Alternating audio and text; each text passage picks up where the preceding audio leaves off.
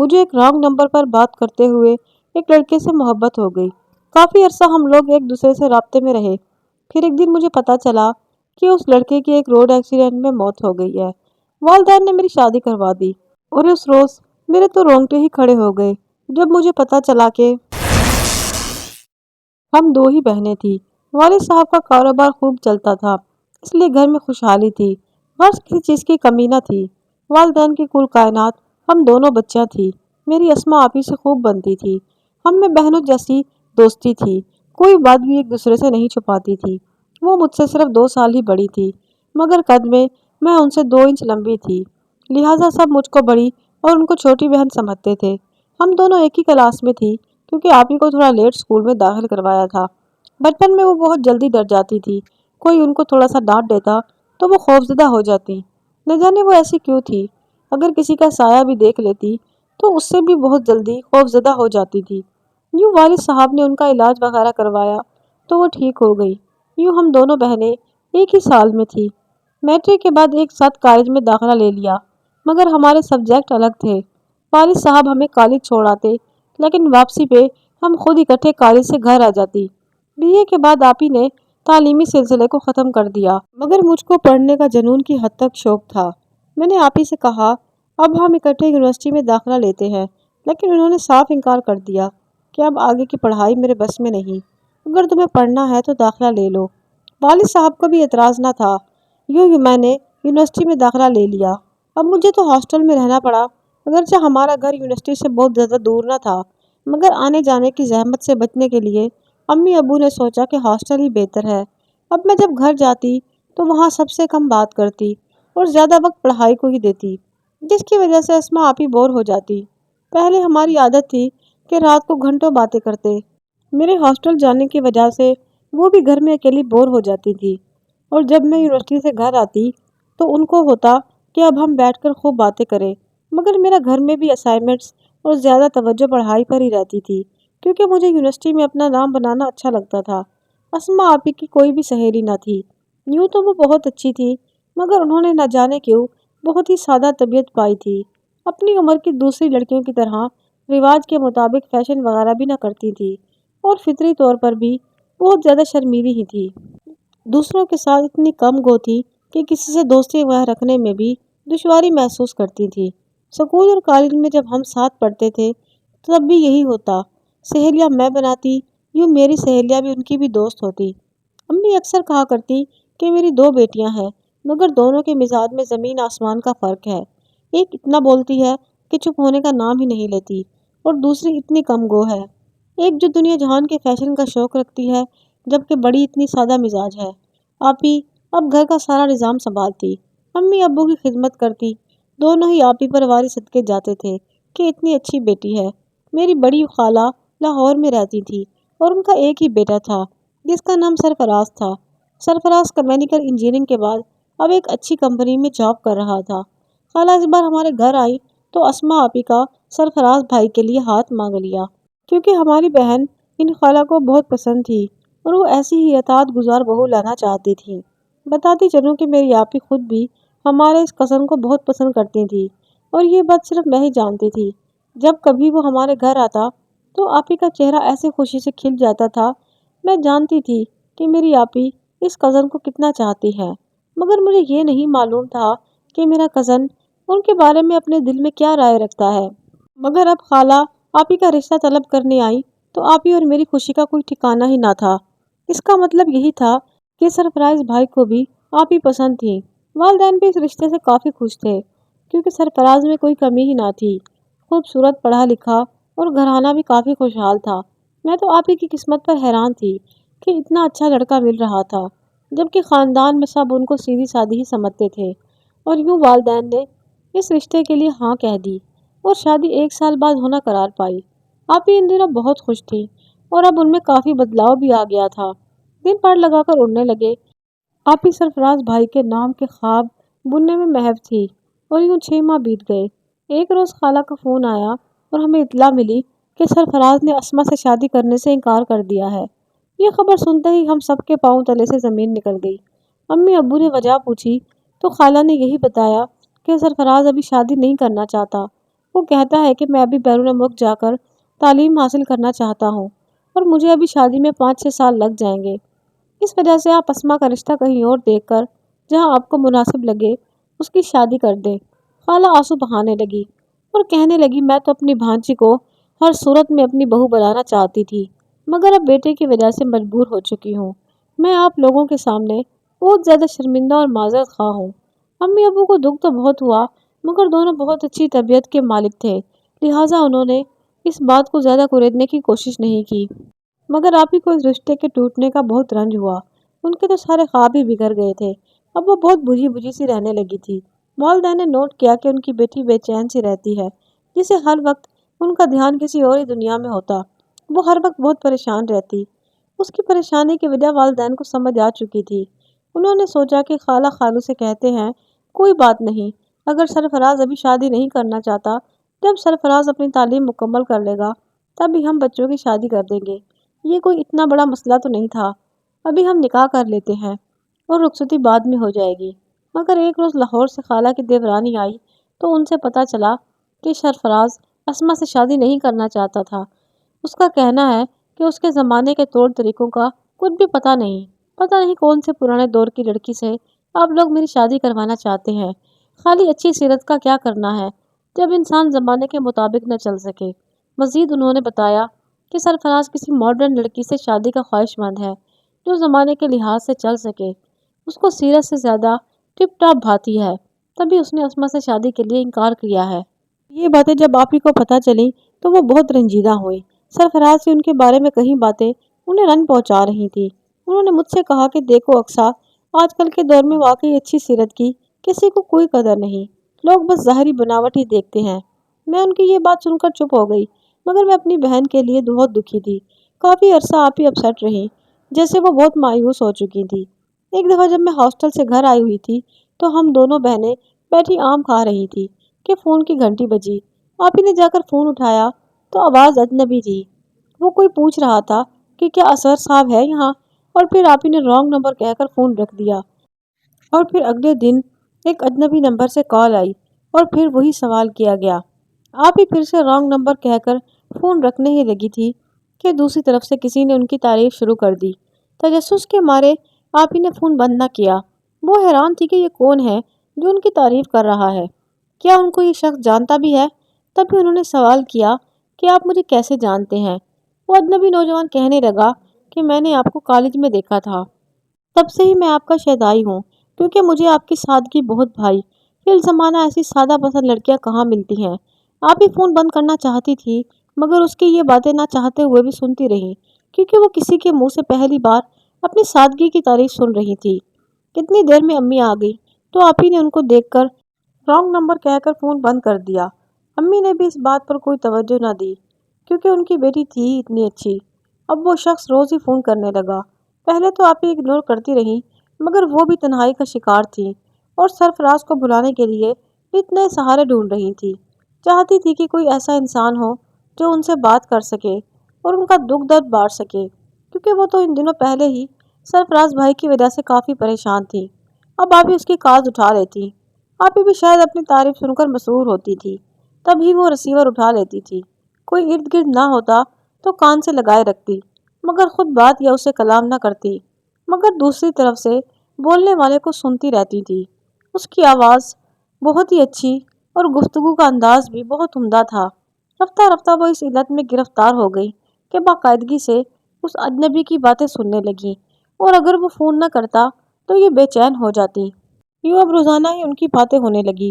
اس نوجوان نے اپنا نام اشر بتایا اور یہ بھی کہ وہ ہمارے ہی شہر سے تھا۔ اب آپ ہی بھی بے چینی سے اس کی کال کا انتظار کرتی اور روزانہ اس سے باتیں کرتی۔ وہ گھر میں بھی خوش خوش سی رہنے لگی تھی اور اب جیسے سرفراز کے غم سے باہر ہی نکل آئی تھی۔ اب وہ گھر کے کاموں میں بھی پہلے کی طرح دلچسپی لیتی اور اپنے آپ پر بھی توجہ دینا شروع کر دی تھی۔ اسما ابھی اب دن رات اس کے خوابوں میں مگن رہنے لگی تھی۔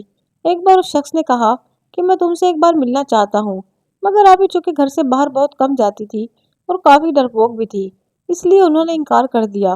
اس نے کہا ٹھیک ہے، میں آپ کی مجبوری سمجھ سکتا ہوں۔ اب میری آپ ہی پوری طرح اپنا دل اس اجنبی نوجوان کو دے بیٹھی تھی۔ اس نے بھی آپ ہی سے کہا کہ وہ بہت جلد اپنے ماں باپ کو ہمارے گھر لائے گا اور اسے ہمیشہ کے لیے اپنی دلہن بنا لے گا۔ اب چونکہ کچھ مسائل ہیں، میری پوسٹنگ گھر سے کافی دور ہے، اس لیے ابھی تھوڑا سا وقت لگے گا۔ آپ ہی نے کہا کہ کوئی بات نہیں، جب تمہارے گھر والے راضی ہوں تو تم مجھے بتا دینا تاکہ میں اپنے گھر والوں سے بھی بات کر سکوں۔ وقت یوں ہی گزرتا رہا اور پھر ایک دن اچانک سے اس اجنبی کا فون آنا بند ہو گیا۔ ابھی بہت بے چین رہنے لگی، حالانکہ وہ اس اجنبی سے کبھی کھل کر زیادہ بات نہیں کرتی تھی۔ کم گو ہونے کی وجہ سے زیادہ تر اس کی دلچسپ باتیں سنتی رہتی، مگر اب آپی بہت بے چین ہو گئی تھی یہ جاننے کے لیے کہ آخر وہ کہاں چلا گیا تھا۔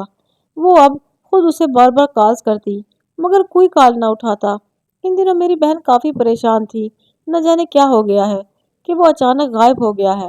میں جب ہاسٹل سے آئی تو میں نے بھی نوٹ کیا کہ آپ ہی جیسی کسی پریشانی میں مبتلا ہے۔ ایک ماہ یوں ہی گزر گیا اور ایک روز ایک نمبر سے کال آئی۔ آپ ہی نے اٹھائی تو اس نے بتایا کہ میں اشر کا دوست بات کر رہا ہوں، اس کا ایکسیڈنٹ ہو چکا ہے اور وہ ہسپتال میں داخل ہے۔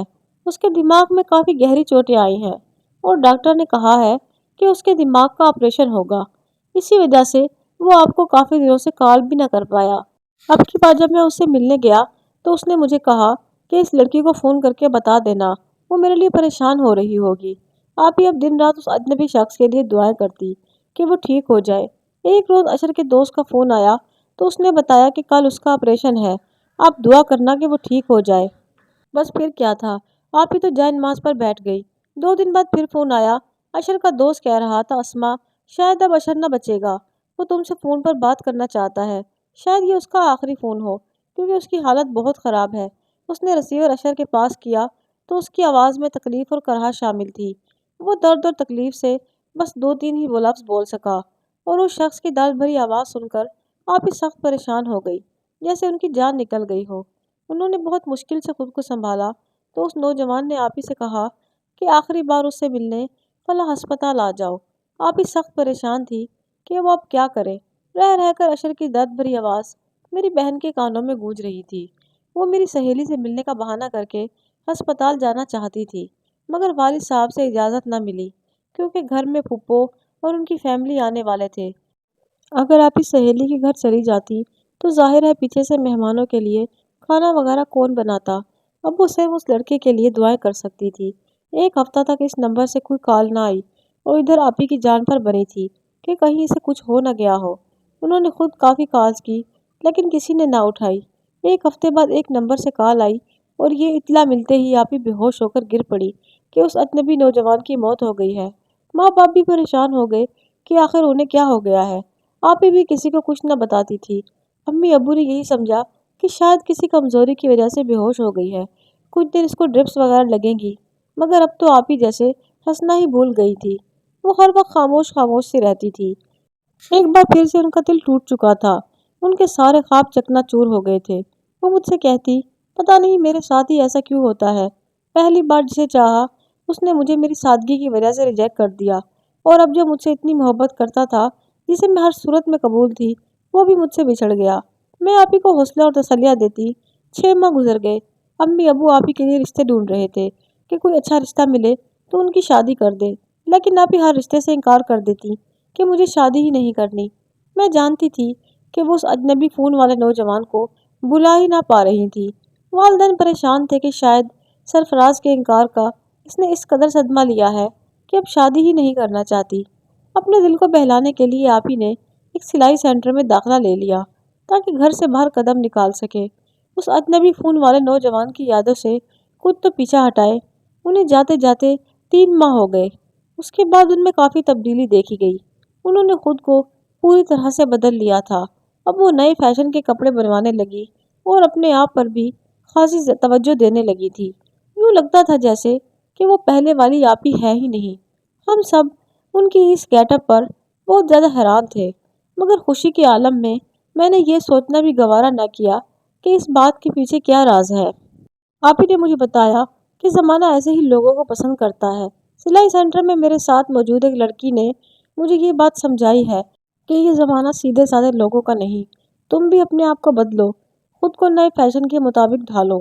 اس نے مجھے کافی باتیں سمجھائی۔ اس کی باتوں نے میرے دل پر کافی اثر کیا اور مجھے واقعی خود کو بدلنا چاہیے۔ ان کی اس تبدیلی سے میں بھی خوش تھی، مگر شادی کرنے کے لیے وہ ابھی بھی انکاری ہی تھی۔ رفتہ رفتہ والدین کی پریشانی کو دیکھتے ہوئے کہ جن کی ہم بیٹیاں ہی تھی، بیٹا تو کوئی نہیں تھا، انہوں نے والدین کو عندیہ دے دیا کہ آپ جہاں چاہیں میرے لیے رشتہ پسند کر کے میری شادی کر دیں۔ والدین بھی خوش ہو گئے کہ چلو یہ زندگی کی طرف تو لوٹی، کیونکہ وہ یہی سمجھتے تھے کہ سرفراز بھائی کے انکار نے انہیں اندر سے توڑ کر رکھ دیا ہے۔ اب وہ آپ ہی کے لیے رشتے دیکھنے لگے، مگر ابھی تک انہیں کوئی رشتہ پسند نہ آ رہا تھا۔ انہی دنوں میں ہاسٹل سے گھر گئی کیونکہ میری کزن کی شادی تھی اور ہم دونوں بہنیں شادی کی شاپنگ کرنے کے لیے بازار گئی۔ دوران شاپنگ میرا ایک بیگ گم ہو گیا۔ اس دکان میں موجود ایک نوجوان نے ہمیں وہ بیگ ڈھونڈ کر دیا اور یوں ہم گھر آ گئے، مگر اس نوجوان کو میری بہن بہت پسند آئی۔ چند دن گزرے تھے کہ وہی نوجوان جس کا نام یاسر تھا اپنے والدین کے ساتھ ہمارے گھر موجود تھا۔ انہوں نے بتایا کہ ہم آپ کی بیٹی کا رشتہ طلب کرنے آئے ہیں۔ ہمارے بیٹے نے آپ کی بیٹی کو شاپنگ سینٹر میں دیکھا تھا، اس کو آپ کی بیٹی بہت پسند آئی ہے۔ اس دن سے ان کا پیچھا کیا اور یوں آپ کا گھر بھی دیکھ لیا۔ اب یہ ہمارے سر چڑھا تھا کہ اب آپ ہی میرا رشتہ اس گھر میں رشتہ طلب کریں۔ ہم دونوں بہنیں بھی اس نوجوان کو اپنے گھر دیکھ کر حیران تھیں۔ لڑکا خوش شکل اور بہت خوش گفتار تھا۔ میرے والدین بھی ان کے گھر گئے، وہ بھی تو بیٹی کے لیے ان دنوں رشتے تلاش کر رہے تھے۔ میرے والدین کو بھی ان لوگوں کا گھر بار اور گھر والے سبھی بہت پسند آئے۔ یہ بھی ایک خوشحال گھرانہ تھا اور لڑکا بہت اچھی کمپنی میں جاب کرتا تھا۔ والدین نے ان سے کچھ ٹائم مانگا اور کہا کہ اس معاملے کا ذکر ماموں سے کریں گے۔ ان سے لڑکے اور ان کے گھر والوں کا پتہ کروانے کو کہا۔ ماموں نے اپنے کسی جاننے والے سے ان کا پتہ کروایا تو میرے والدین کو یہی بتایا کہ میں نے جس سے بھی پتہ کروایا ہے سبھی یہی کہہ رہے ہیں کہ کافی اچھے اور شریف لوگ ہیں۔ ابو نے ایک دو جگہ اور بھی پتہ کروایا۔ جب ان کو یقین ہو گیا کہ اسما آپی کے لیے یہ گھرانہ اچھا ہے تو وہ ان لوگوں کو ہاں کہہ دی۔ یوں آپی کا رشتہ طے ہو گیا۔ یاسر کو اصل میں آپی کی شرافت پسند آ گئی تھی، کیونکہ شاپنگ سینٹر میں جب اس نے آپی سے بات کرنا چاہی تو انہوں نے کوئی دلچسپی ظاہر نہ کی۔ پھر اس نے اپنا کارڈ دینا چاہا کہ کبھی میری ضرورت ہو تو رابطہ کر سکتی ہیں، مگر آپی نے لینے سے انکار کر دیا اور وہاں سے لوٹ آئی۔ جلد ہی آپی کی منگنی ہو گئی اور شادی 3 ماہ بعد ہونا قرار پائی۔ یہ عرصہ بھی بیت گیا اور گھر میں آپی کی شادی کی تیاریاں ہونے لگی۔ والدین نے بھی اپنے سارے ارمان پورے کیے اور خوب جہیز بنایا۔ سسرال والوں نے بھی کوئی کسر نہ چھوڑی اور اس طرح بڑی دھوم دھام سے یاسر کی شادی آپی سے ہو گئی۔ یاسر بہت اچھے شوہر ثابت ہوئے۔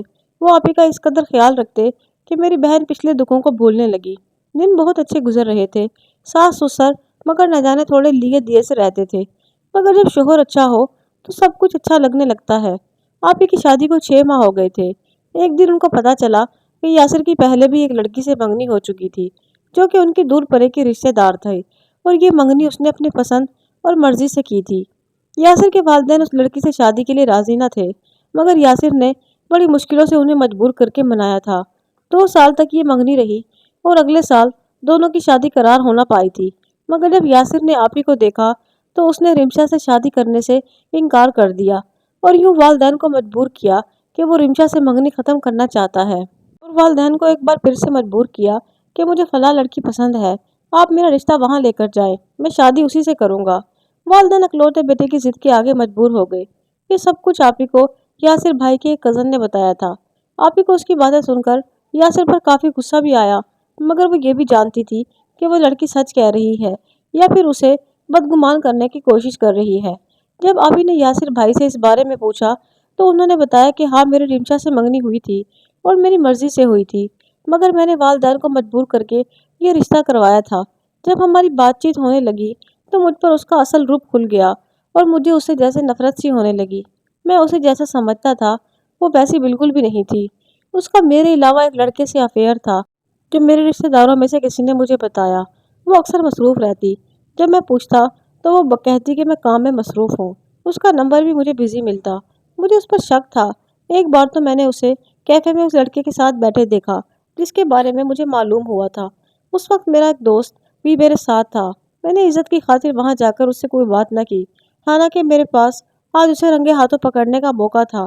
گھر آ کر جب میں نے اسے یہ کال پر پوچھا تو وہ صاف مکر گئی، مگر جب میں نے تمہیں دیکھا تمہاری شرافت میرے دل کو بھا گئی۔ میں نے جان لیا تھا کہ تم میں اور رمشا میں زمین آسمان کا فرق ہے۔ میں نے اس وجہ سے رمشا سے منگنی ختم کر کے والدین کو مجبور کر کے تمہارے گھر بھیجا اور اسما، تم جانتی ہو کہ میں تمہاری اس شادی سے کتنا زیادہ خوش ہوں۔ تم ہی مجھے بتاؤ، کیا تمہیں مجھ سے کوئی گلہ ہے؟ کیا میں تمہارا خیال نہیں رکھتا، جس سے تمہیں میرے بارے میں کسی قسم کی کوئی غلط فہمی ہو یا کوئی شک شبہ ہو؟ یہ سب باتیں سن کر آپ ہی کا سارا غصہ ختم ہو گیا اور وہ شرمندہ سی ہو گئی۔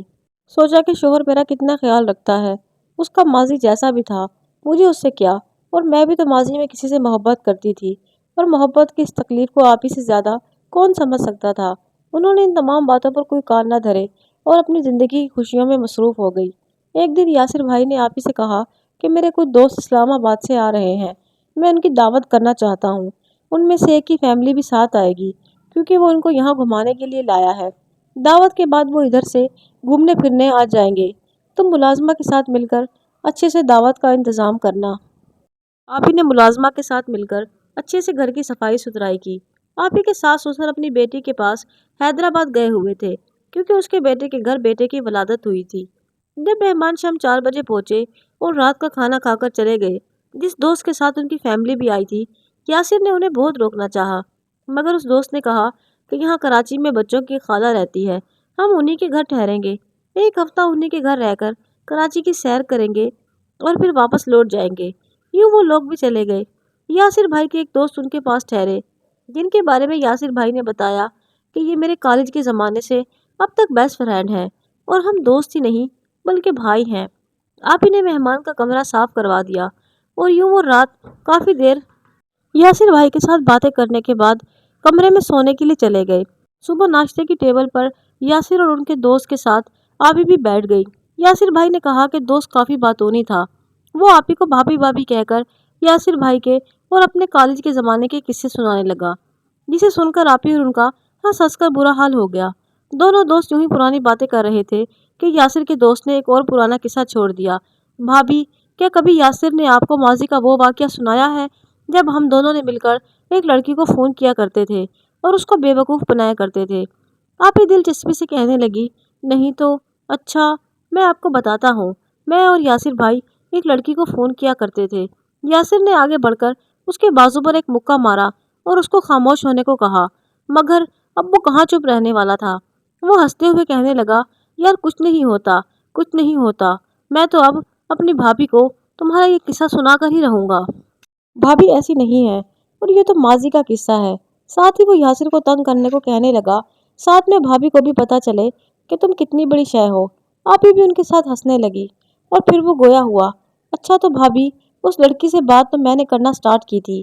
میں اس بیچاری کی سادگی کی بڑی تعریف کرتا، یاسر بھی ساتھ میں مجھے مشورے دیا کرتا تھا، اور جب وہ بے وقوف بن گئی تو اس لڑکی کا نمبر اصل میں ہم نے ایک موبائل آپریٹر سے حاصل کیا تھا جو ہمارا دوست تھا۔ میں نے تو ویسے ہی کہہ دیا تھا کہ تم بڑی سادگی پسند ہو اور بہت معصوم سی ہو۔ میں نے تمہیں کالج میں دیکھا تھا، حالانکہ ہم نے تو اس بیچاری کو کبھی بھی نہیں دیکھا تھا، شاید خواب میں دیکھا ہوگا۔ وہ زور زور سے ہنسنے لگا۔ بہرحال وہ تھی بھی کافی بیوقوف، اور اپنی تعریفیں سن کر بہت جلد ہی خوش ہو جایا کرتی تھی، مگر بولتی بہت کم تھی۔ میں نے اس سے کہا کہ میں تم سے شادی بھی کروں گا۔ وہ اتنی کم گو تھی کہ زیادہ تر ہوں ہاں میں ہی جواب دیتی، کبھی 4-5 جملے بول بھی لیتی تھی۔ ہم لوگ اس سے بور ہو گئے اور ہم نے اسے جان چھڑوانے کی سوچی۔ جان چھڑوانے کا کیا مطلب؟ آپ ہی نے پوچھا۔ مطلب یہ کہ اگر میں اس کو فون نہ کرتا تو وہ مس کال دیتی اور کال کرنا شروع کر دیتی تھی۔ ان کالوں سے تنگ آ کر میں نے یاسر سے ہی دوبارہ مشورہ لیا کہ یار اس بے وقوف سے جان چھڑوانے کی کوئی تو ترغیب بتاؤ۔ پہلے تو میں نے 1 مہینہ اس کا فون ہی نہ اٹھایا، اور پھر یاسر نے مجھے مشورہ دیا کہ میں اسے کہتا ہوں کہ اشر کا ایکسیڈنٹ ہو گیا ہے، اور کچھ وقفے کے بعد کہہ دوں گا کہ وہ مر گیا ہے۔ اشر کا نام سن کر آپ ہی کے پیروں تلے زمین نکل گئی۔ یہ کہہ کر وہ دونوں ہنسنے لگے۔ آپ ہی نے کچھ ہمت باندھتے ہوئے پوچھا، پھر تم لوگوں نے اس نمبر پر فون نہیں کیا؟ اشر کہنے لگا، نہیں بھابھی، اتنی مشکل سے تو ہماری جان چھٹی تھی، دوبارہ کون اس بے وقوف کو فون کرنے کی غلطی کرتا۔ وہ دونوں تو ہنس رہے تھے، مگر آپ ہی کا رنگ زرد ہو گیا تھا، جیسے ان کے جسم سے جان نکل گئی ہو۔ وہ کیا کہتی کہ وہ بے وقوف سادہ اور بد نصیب لڑکی میں ہی تھی جس کو تم لوگوں نے بے وقوف بنایا، جس کو تم دونوں نے مل کر دھوکہ دیا، اور اس کے بعد کیا قیامت بھی تھی۔ وہ ناشتے کی میز سے اٹھ گئی اور کچن میں چلی گئی۔ ان کا دل تو چاہ رہا تھا کہ وہ زور زور سے روئے۔ دوپہر میں اشر چلا گیا۔ انہوں نے شام کو ڈرائیور سے کہا کہ مجھے میکے لے جاؤ۔ گھر آ کر وہ کافی دیر تک چھت پر جا کر چھپ چھپ کے روتی رہی۔ رات کو انہوں نے یاسر بھائی کو فون کیا اور کہا کہ یاسر میں تمہیں ایسا انسان نہ سمجھتی تھی، مجھے تو تمہاری رمشا والی کہانی بھی جھوٹی ہی لگتی ہے، لیکن مجھے تم نے اس قدر بڑا دھوکہ دیا، اپنے دوست سے مل کر میری معصومیت کے ساتھ کھیلا۔ یاسر بھائی کی سمجھ میں کچھ نہ آ رہا تھا کہ وہ کیا کہہ رہی ہے۔ جس طرح تم لوگوں نے مجھے دھوکہ دیا تھا کہ وہ ایکسیڈنٹ میں مر گیا ہے، ویسے ہی اب میں بھی ایکسیڈنٹ میں ہی مر جاؤں گی۔ جس طرح تم لوگوں نے میری محبت کو مارا تھا، اب میں بھی مر رہی ہوں۔ اب مجھے مت روکنا، نہ جانے آپ ہی کو ہو کیا گیا تھا۔ فون رکھ کر انہوں نے گاڑی نکالی اور ڈرائیور کو ساتھ نہ لیا، خود ہی سڑک پر نکل گئی۔ یہ بتاتی چلوں کہ میری آپی نے کئی بار ڈرائیونگ سیکھی تھی، مگر ان میں صلاحیت نہ آئی تھی کہ صحیح طریقے سے گاڑی کو چلا سکے۔ جب بھی چلانے کی کوشش کرتی، کہیں نہ کہیں گاڑی لگ جاتی، لہٰذا انہیں روک دیا تھا کہ اب تم نے کبھی گاڑی خود ڈرائیو نہیں کرنی، جب ڈرائیور ہے تو پھر کیا ضرورت ہے۔ یاسر بھائی نے بھی انہیں سختی سے روکا ہوا تھا، مگر آج انہیں نہ جانے کیا ہوا یا پھر کس قدر صدمہ پہنچا تھا کہ انہوں نے اپنی بے حد اہانت محسوس کی تھی اور انہوں نے خود ہی گاڑی باہر نکال لی تھی۔ اب پھر نہ جانے کہاں چلی گئی تھی۔ گھر میں کسی کو نہیں معلوم تھا کہ آپ ہی کہاں گئی ہیں۔ آپ ہی تو تھی ہی غصے میں، انہوں نے یاسر بھائی کو ایسا فون بھی کر دیا کہ یاسر بھائی سخت پریشان ہو کر ہمارے گھر دوڑے چلے آئے اور پوچھا کہ اسما کہاں ہے۔ تاہم آپ ہی گاڑی لے کر نکل چکی تھی۔ انہوں نے ہی ہمیں بتایا کہ اسما نے مجھے فون کر کے ایسے ایسے بولا ہے۔ میں اور امی ابو بہت پریشان ہو گئے۔ ہم تو پہلے ہی امی کی عادت کو جانتے تھے کہ وہ بات کتنی جلدی دل پر لے لیتی ہیں۔ میرا دل بہت ڈر رہا تھا کہ نہ جانے آپ ہی کیا کر لے۔ ابھی ہم اسی تشویش میں مبتلا تھے کہ وہ کہاں گئی ہیں، اتنے میں فون آ گیا کہ ان کی کار کا ٹرک کے ساتھ ایکسیڈنٹ ہو گیا ہے اور کار کی بھی بہت بری حالت ہے۔ ظاہر ہے کہ آپ ہی کی کیا حالت ہوئی ہوگی۔ ان کو وہاں موجود لوگ ہسپتال لے گئے، مگر وہ نہ بچ سکی، وہ موقع پر ہی دم توڑ چکی تھی۔ یوں ہم سب کو چھوڑ کر وہ اللہ کو پیاری ہو گئی۔ والدین کو اس صدمے نے توڑ کر رکھ دیا۔ میرا بھی اس غم سے برا حال تھا۔ کافی عرصہ تک میں اس صدمے سے نڈھال رہی۔ والدین تو آج تک نڈھال ہیں۔ یاسر بھائی نے تو 1 سال بعد دوسری شادی کر کے اپنا گھر بسا لیا، مگر ہماری پیاری سی بہن ہمیشہ کے لیے ہم سے بچھڑ گئی۔ میں یہی کہنا چاہوں گی کہ انسان کو ہر چیز مذاق میں نہیں لینی چاہیے اور نہ ہی دوسروں کے ساتھ اس قسم کا بےہودہ مذاق کرنا چاہیے جس سے ان کے جذبات مجروح ہوتے رہیں، جس میں ان کی اہانت کا پہلو نکلتا ہو، کیونکہ اس طرح کے مذاق سے کسی سادہ لو انسان کی جان بھی جا سکتی ہے۔ اے کاش میری بہن ذہنی طور پر اس قدر سادگی پسند نہ ہوتی تو ان کے ساتھ ایسے حالات نہ ہوتے۔ سادگی اچھی چیز ہے، مگر رہن سہن کی حد تک۔ مزاج کی سادگی سے آدمی بے وقوف بن کر دوسروں کے ہاتھوں کھلونا بن جاتا ہے۔ مجھے آج بھی جب آپ ہی کا خیال آتا ہے تو دل آنسوؤں سے بھر جاتا ہے کہ کیا ملا ان کو اپنی جان لے کر۔ آج یاسر بھائی اپنی زندگی میں بہت زیادہ خوش ہیں اور اشر کو تو شاید یہ بھی معلوم نہیں کہ اس لڑکی کی جان اس کی وجہ سے جا چکی ہے۔ اللہ تعالیٰ ہم سب بہنوں بیٹیوں کو اتنی عقل دے کہ وہ صحیح اور غلط میں فیصلہ کر سکے اور کسی کے ہاتھوں یوں میری بہن کی طرح کبھی بھی بے وقوف نہ بنے۔ مجھے امید ہے کہ آپ کو یہ کہانی ضرور پسند آئی ہوگی۔ مزید ایسی دلچسپ کہانیوں کو سننے کے لیے میرے چینل سدرا کی کہانیاں کو ضرور سبسکرائب کریں۔